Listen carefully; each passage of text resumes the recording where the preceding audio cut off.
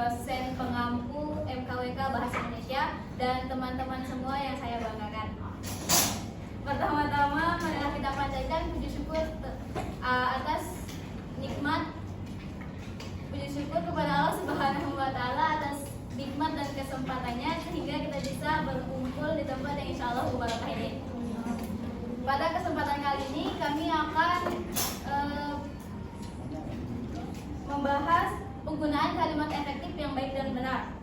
Dalam presentasi ini kami akan membahas beberapa poin, yaitu yang pertama pengertian kalimat efektif, kedua unsur-unsur kalimat efektif, ketiga ciri-ciri kalimat efektif, keempat kesalahan dalam penyusunan kalimat efektif. Baiklah, tanpa berlama-lama lagi, mari kita mulai dengan poin pertama, yaitu pengertian kalimat efektif yang akan disampaikan oleh Setia Herawati Pranata. Terima kasih moderator atas waktunya. Di sini saya akan menjelaskan apa itu kalimat efektif. Kalimat efektif adalah kalimat yang mudah dipahami oleh orang lain dengan tepat. Kalimat yang dimaksud bisa dalam bentuk lisan maupun tulisan. Kalimat efektif juga merupakan kalimat yang disusun sesuai dengan kaidah-kaidah kebahasaan yang berlaku, baik dari susunan kata, ejaan, tanda baca, atau strukturnya, sesuai dengan kaidah kebahasaan. Beberapa pendapat para ahli. Yang pertama, Rahmawati. Kalimat efektif adalah kalimat yang dapat mengungkapkan gagasan secara tepat dan dapat dipahami oleh orang yang membacanya. Yang kedua, Wijono. Kalimat efektif, kalimat singkatan, padat, jelas, lengkap, dan dapat menyampaikan informasi secara tepat kepada orang lain yang membacanya. Yang ketiga, Ramadanti. Kalimat efektif adalah kalimat yang memenuhi kaidah sesuai dengan tata bahasa yang benar, baik tulisan maupun tulisan. Yang keempat, Suherli. Kalimat efektif adalah kalimat yang memiliki struktur, kesepadanan, keparalelan, hemat dan cermat, berpadu dan logis. Yang kelima, Sujito.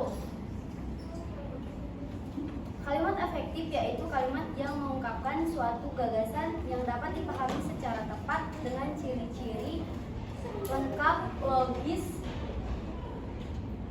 serasi, padu, hemat, cermat, tidak rancau dan bervariasi, serta kalimat efektif merupakan yang tidak memiliki subjek ganda. Terima kasih, saya kembalikan kepada Anda. Baik, selanjutnya poin kedua yaitu ciri-ciri kalimat efektif yang akan dibacakan oleh Kiki dan Nia.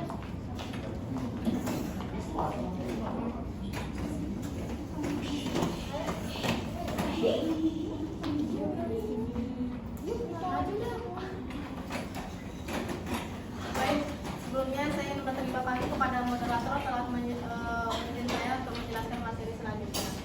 Di sini ciri-ciri kalimat efektif. Sebuah kalimat efektif memiliki ciri yang khas, yaitu kesejajaran, kehematan, kevariasian, kelogisan, dan lain sebagainya. Keparalelan atau kesejajaran bentuk adalah terdapatnya unsur-unsur yang sama derajatnya, sama pola atau susunan kata dan frasa yang dipakai dalam kalimat. Contohnya seperti kakak menolong anak itu dengan dipapahnya ke pinggir jalan, yang dimana kalimat itu harus diubah menjadi kakak menolong anak itu dengan memapahnya ke pinggir jalan, atau bisa juga anak itu ditolong kakak dengan dipapahnya ke pinggir jalan. Selanjutnya kehematan. Kehematan adalah upaya menghindari pemakaian kata yang tidak perlu, sehingga kata dalam sebuah kalimat menjadi singkat, padat, dan jelas. Salah satu cara untuk menghindari keborosan kata ini adalah dengan cara menghindari kesinoniman dalam satu kalimat. Contohnya itu seperti jangan naik ke atas karena licin. Mestinya Menghilangkan kata ke atas karena naik juga menunjukkan makna atas.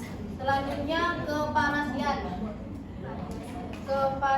Keparisian adalah bertujuan untuk menghindari kebosanan dan keletihan dalam membaca. Diperlukan variasi dalam teks, ada kalimat yang dimulai dengan subjek, predikat, atau keterangan, ada kalimat pendek dan panjang.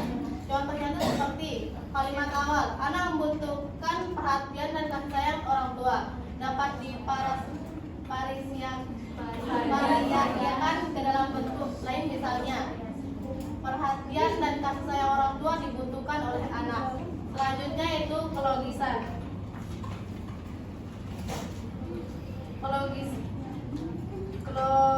Kelogisian maksudnya bahwa suatu kalimat harus mudah dipahami dan penulisannya harus sesuai dengan ejaan yang berlaku.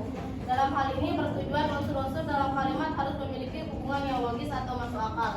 Contohnya seperti waktu dan tempat saya persilahkan, menjadi Bapak dari Susanto SPD dipersilakan untuk naik ke podium. Di mana kalimat di atas tidak logis atau tidak masuk akal karena waktu dan tempat adalah benda mati yang tidak dapat dipersilahkan. Dan dari saya, terima kasih.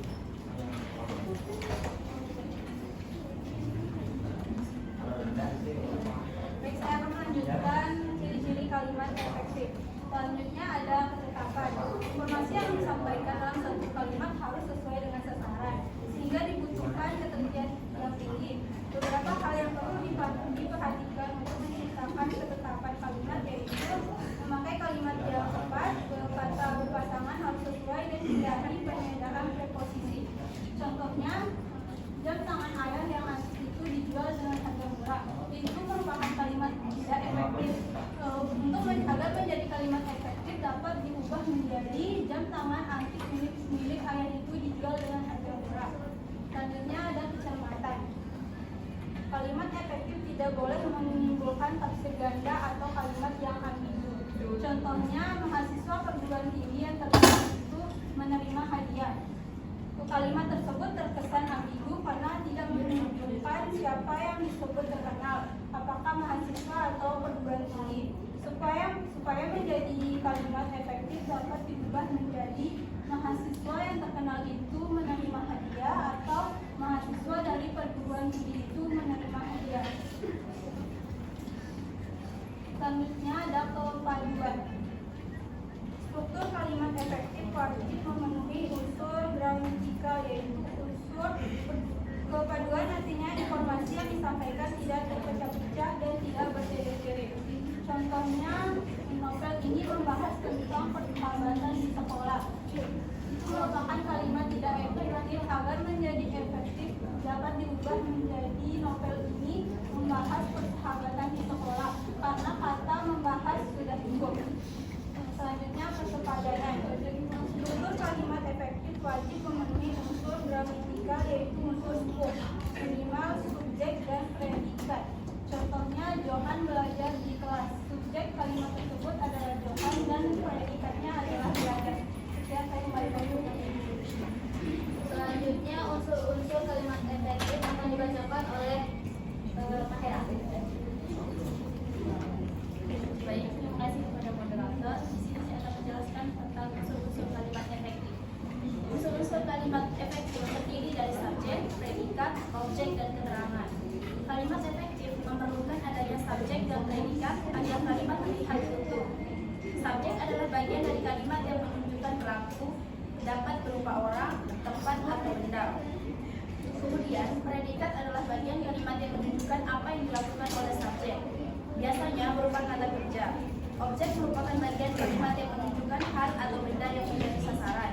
Biasanya berupa nomina, sementara itu keterangan merupakan bagian kalimat yang menunjukkan tujuan, cara, waktu, tempat, atau sebab akibat. Biasanya ditandai dengan penggunaan konjungsi atau kata hukum.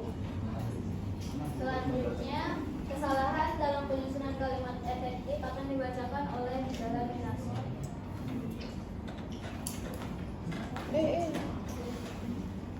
Terima kasih pada moderator. Baik, kali ini saya akan menyebutkan kesalahan dalam penyusunan kalimat efektif. Berikutnya punya makna tidak logis. Seperti contoh, Jangan dong belakangin. contoh yang salah itu seperti saya saling bertatapan mestinya. Kalau contoh yang benar seperti kami saling bertatapan. Selanjutnya bentuk kata tidak sejajar. Kalimat yang tidak benarnya, Tiara menonton film itu karena diketahui bahwa film tersebut sangat menarik. Mestinya. Kalimat yang benar, Tiara menonton film itu karena mengetahui bahwa film tersebut sangat menarik. Selanjutnya menggunakan subjek ganda. Kalimat yang salah, buku itu saya sudah baca, dan kalimat yang benar contohnya seperti saya sudah membaca buku itu. Selanjutnya bentuk jamak yang diulang. Kalimat yang salahnya, para hadirin persilahkan duduk kembali. Dan contoh yang benar, hadirin kami persilahkan duduk kembali. Selanjutnya salah nalar. Kalimat yang benar seperti pada seluruh siswa dimohon berkumpul di lapangan. Dan kalimat yang benarnya, seluruh siswa dimohon berkumpul di lapangan. Selanjutnya pengaruh bahasa daerah atau asing. Yang nilai ulangan bahasa Indonesia ini sangat baik sekali. Itu contoh yang tidak efektif. Dan contoh yang efektif itu seperti nilai ulangan bahasa Indonesia ini baik sekali, atau nilai ulangan harian Indonesia ini sangat baik. Selanjutnya kalimat terlalu panjang atau rumit. Pemberian penghargaan dapat diberikan dalam bentuk tanda jasa, kenaikan pangkat istimewa, uang, piagam atau bentuk penghargaan lain. Itu contoh yang tidak efektif, teman-teman. Dan contoh yang efektifnya, penghargaan dapat diberikan dalam bentuk tanda jasa, kenaikan pangkat, istimewa, uang, piagam atau bentuk penghargaan lain. Seperti itulah kata yang efektif, teman-teman. Baik, sekian saya kembalikan ke moderator.